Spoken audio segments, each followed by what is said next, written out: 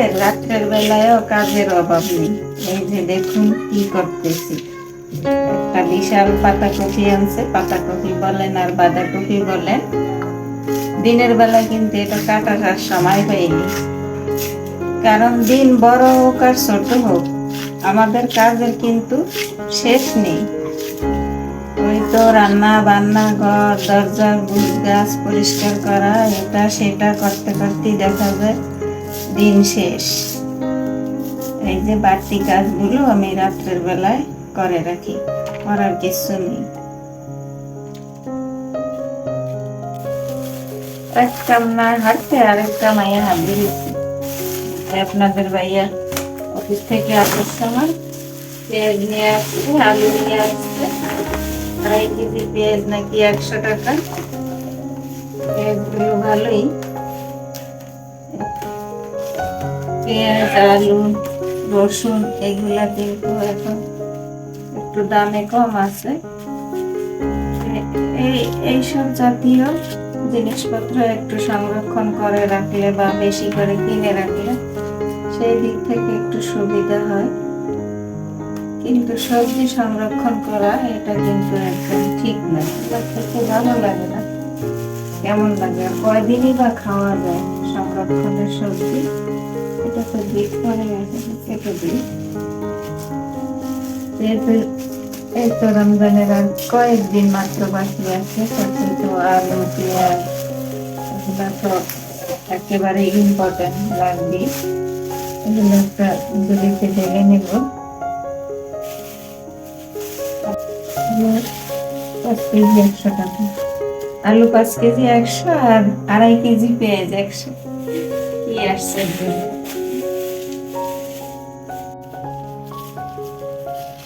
এই তো এখন হচ্ছে সকালবেলা, আর সকাল সকাল এই তো সবজি আলা এসেছে।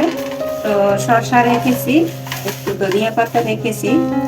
শসার দাম রোজা আসতে না আসতেই হু হু করে বেড়ে গেছে। এতদিন ছিল শসার কেজি 20 টাকা 15 টাকা। তো সেইভাবে তো আমি ফ্রিজের জিনিস খাইও না আর রাখিও না, অনেক করে দেখা যায় 2-4 দিন। তো আজকে 40 টাকা দাম শুনে একটু আশ্চর্যই লাগলো। তারপরে সবজিওয়ালা ভাই বললো আপা রেখে দেন, তা না হলে আগামীকাল কিন্তু 60 টাকা হয়ে যাবে শসা। তাই আমি এই তো বেশি না 2 কেজি রাখছি। দেখা গেছে কি রমজানের প্রথম সপ্তাহে একটু শসার দাম বেশিই থাকবে, তারপরে আস্তে আস্তে কমে যাবে। তো আমি এই যে শসার গায়ে পানি আছে, পানিটা মুছে নিতেছি। আসসালামু আলাইকুম, কেমন আছেন সবাই? আশা করছি আমার প্রিয় আপু ভাইয়ারা ও দিদিমণিরা কাছে কিংবা দূরে, দেশ কিংবা দেশের বাহিরে যে যেখানে আছেন না কেন সবাই ভালো আছেন এবং সুস্থ আছেন। আলহামদুলিল্লাহ, আমিও আমার পরিবারের সবাইকে নিয়ে ভালো আছি। এই তো আপনাদের মাঝে আবার হাজির হয়ে গেলাম নতুন দিনের নতুন একটা ভিডিও নিয়ে। আশা রাখতেছি আমার আজকের ভিডিওটিও আপনাদের কাছে ভালো লাগবে ইনশাআল্লাহ। তো আমার সাথে থাকুন আর দেখতে থাকুন। আর এই যে শসাগুলো আমি কিভাবে ওজন করে রাখি সেটাই একটু শেয়ার করছি। সবাই তো মশলাপাতি অনেক কিছু প্রয়োজন করছে দেখেছি, তো সেগুলো কোনো ব্যাপার না, সেগুলো লাগে রমজান মাসে অতিরিক্ত একটু লাগে। তো সবাই কম বেশি রেখেছে, তো আমি তো সব আর শেয়ার করতে পারি না, সব ভিডিও ক্লিপ নিতে পারি না, আমিও করেছি।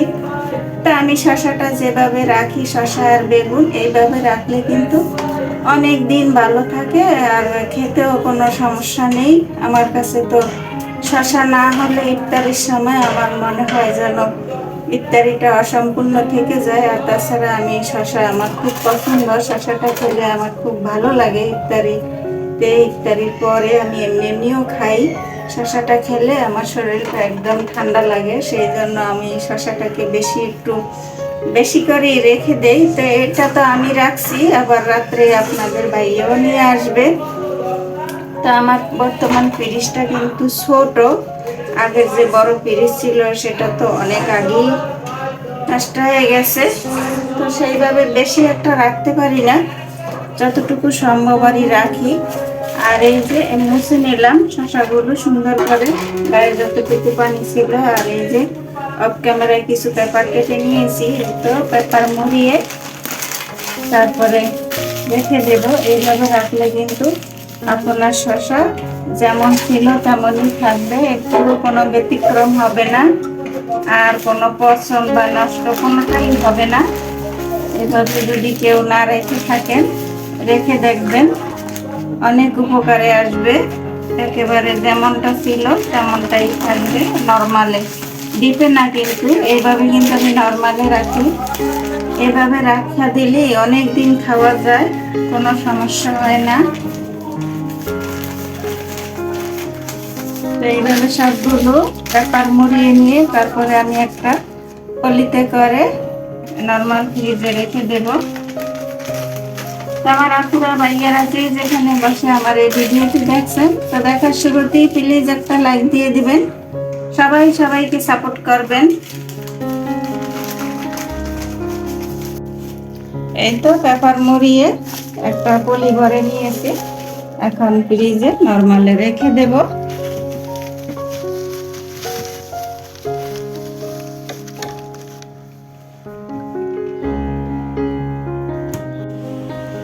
হাতের কাজগুলো সেরে এই তো রান্না বান্নায় চলে আসছি। রান্না বান্না করতে যা যা লাগবে আজকে এই তো অফ ক্যামেরায় পাবদা মাছ ভেজে নিয়েছি। পাবদা মাছ অল্প করে একটু টমেটো দিয়ে ভুনা করব, পেঁয়াজ রসুন কাঁচা মরিচ টমেটো কুচি মশলাপাতি যা লাগে সবকিছু নিয়ে নিলাম।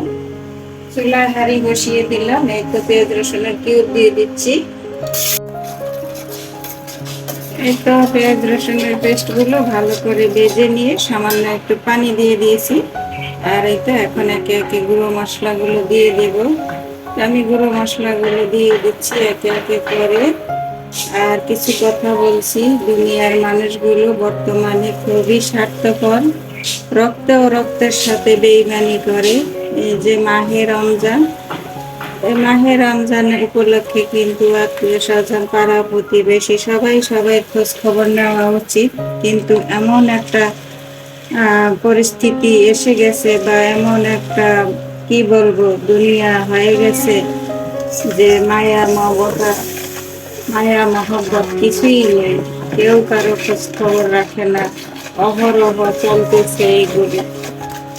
তো এটা ভাবলে না খুবই খারাপ লাগে। সব ফ্যামিলিতে কম বেশি আছে, কারোটা শোনে কারোটা শুনে না। তো আল্লাহ পাক সবাইকে রমজান মাসে উপলক্ষে হেদায়েত দান করুন, আমিন। সবাই সবাই খোঁজ খবর নেওয়ার চেষ্টা করবেন যতটুকু পারবেন।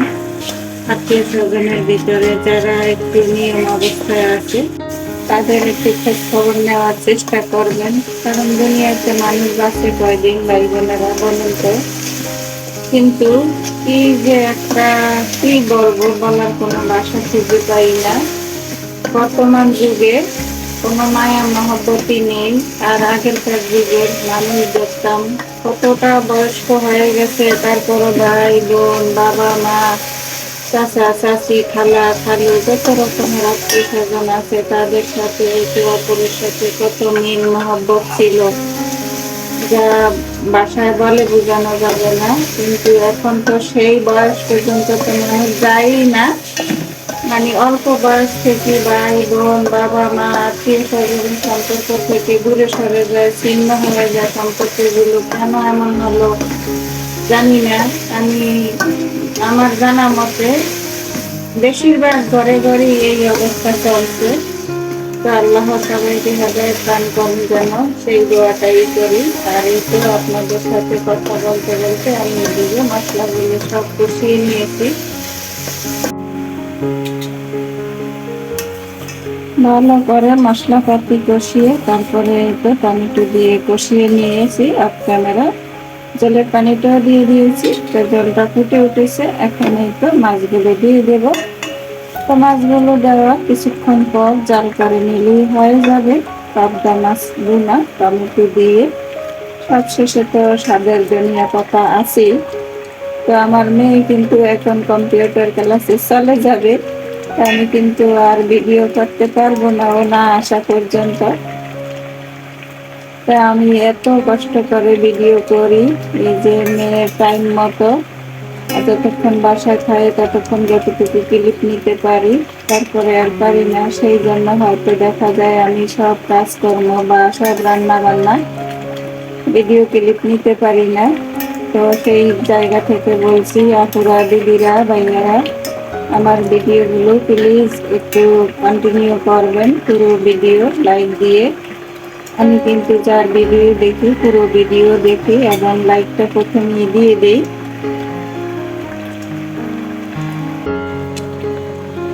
তো রান্নাটা হয়ে গেছে, এখন এই যে স্বাদের ধনিয়া পাতা দিয়ে দিচ্ছি। তো ধনিয়া পাতাটা দিয়ে 1 মিনিট জাল করে নামিয়ে নেব।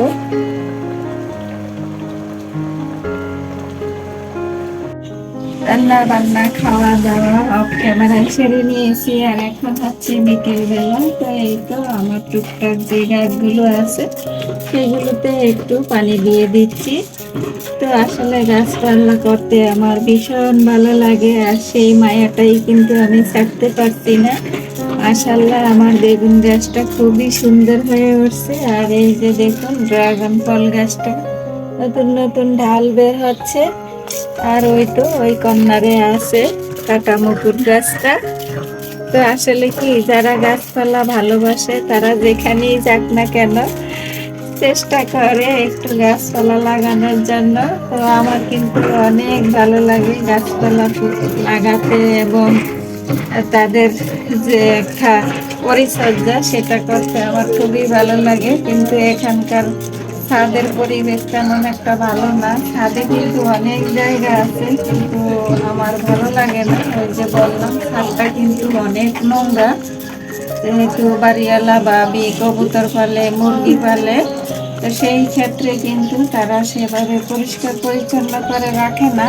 সেদিক থেকে আমার মোটেই ভালো লাগে না।